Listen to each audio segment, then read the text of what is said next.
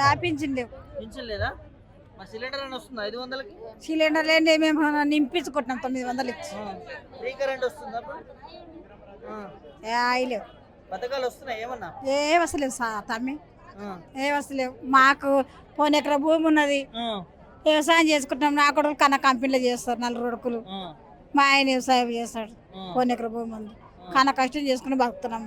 నా ఇతర మీద కొడతారు ఓట్లు, అప్పుడు అన్నిస్తాం ఆర్డర్ యాది ఇయ్యరు. బొబ్లేం మా ఊరి పేరు కూడా చెప్తున్నా. బొబ్లేం భయం లేదా? ఏం భయం లేదు. ఎవరికి భయపట్టాలి? రెక్కలు కష్టం చేసుకుని బతున్నా. ఓటు వేసిన దగ్గర అమ్మాయి అంటారు, ఓటు పడ్డాక ఇక రాళ్ళు పడతారు. ఎవడైతే మా బొబ్లేమల్లా బస్సు చూడు నాయన నీ అసలు కొడుకున్నారు.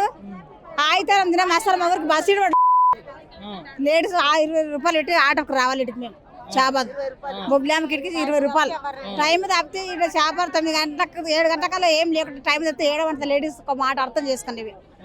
ఇక 8 గంటలకల్లా బస్సు వస్తుంది పిల్లలు ఉంటే. ఆయితారం దిన మీకు అస్సలు రాదు బస్సు చేద్దరికి. మరి ఇంకో ట్రిప్ వేసుగా బస్సు బస్సు రాడు మా ఊరికి. బొబ్లేమ్మనా బాగా పో చెప్పిండు. మాకు మహిళలకు కూడా ఏం లేవు. వచ్చినాయి లోన్లు మనకు రాలేదు. ఇంకా అవే రైతు బంధు వస్తున్నా, ఇంకేది వస్తుండే. ఇప్పుడు అది లేదు, ఇది లేదు, ఏది లేదు. మార్పు రావాలని మీరేగా గెలిపించారు నిజమే. అంతే ఏం లేదు. సగం నెత్తికి ఇట్లా గీక్తాను. ఏం లేదు. ఇక ఏం చేసిండు మరి? ఏం చేయలే. మరి రుణమాఫీ చేయలేడు, చేస్తామన్నాడు. కేసీఆర్ నుండి ఇది వరకు 2 మాటలు పైసలు పడుతుండే. మరి పైసలు రంగు పడతలేవు. మా సైడ్ పేదలు ఎట్లా బతకాలి? మరి ఎట్లా మేము అన్ని ఓట్లు వేసిన దాకా పెడతాం అన్నాడు. ఇప్పుడేం పెడతాం? గుడ్డు కరుగుతున్నాడు. ఇంకేం పెడుతున్నాడు? మరి ఏం చేసినా కానీ మాకు ఏం కాలేదు. బస్సు ఒకటి అన్నాడు. బస్సు మేము ఎప్పటికొస్తామా అన్న, మీ కాలు మొక్తాట అని అన్నాడు. మరి ఇప్పుడు గెలిచినాక మమ్మల్ని తన వాటి ఇంకేం చేస్తాం? ఇక కేసీఆర్ నుంటే పుణ్యం కట్టుకొని 2 మాటలు పైసలు వేస్తున్నాయి మా సైడ్ పేదలకు. ఇప్పుడు మేము కూలి వాచి మా మొగలు ఉన్నారా? ఇప్పుడు మేము పోతే నేను వాటికి పోతే మా పిల్లలను నడుపుకోవాలి. మేము ఎట్లా బతకాలి? మరి ఆడేస్తున్నాడు ఆయన. 1 రూపాయి లేవు. మేము బ్యాంక్ ఇస్తాం, ఇప్పుడు అకౌంట్ ఇస్తాం, చెక్ చేయి.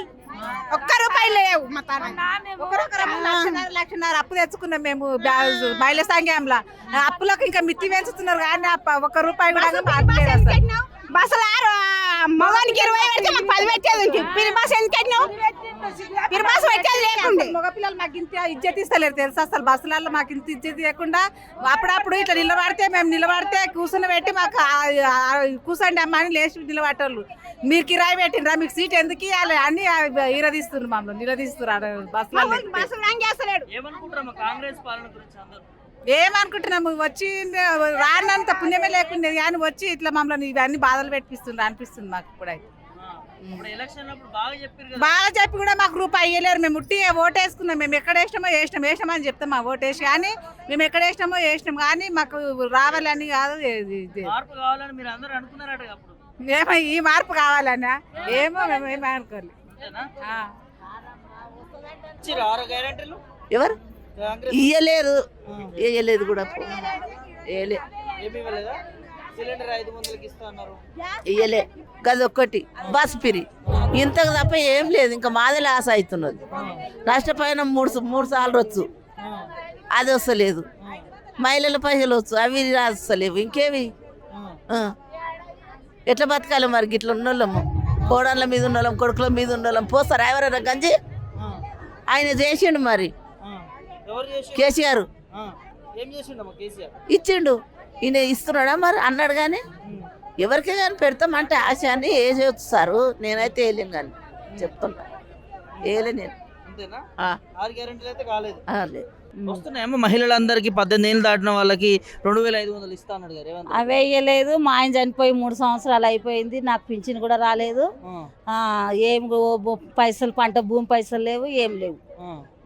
రైతు బంధు పైసలు కూడా లేవు. అప్పుడు కేసీఆర్ అమలు చేసిన పైసలే ఆ టైంలోనే వచ్చినాయి. అంతకు తర్వాత ఏం లేవు.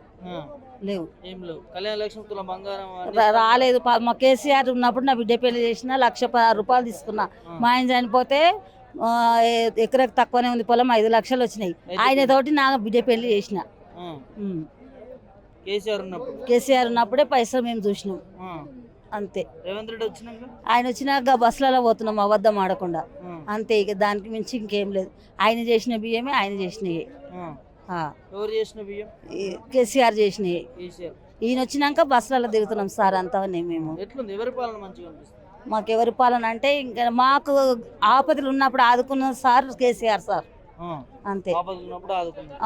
5 లక్షల బీమా రైతు 5 లక్షల బీమా పథకం పొందిన, కళ్యాణ లక్ష్యము 1,16,000 పొందిన, రైతు బంద్ చేసిన అంతే.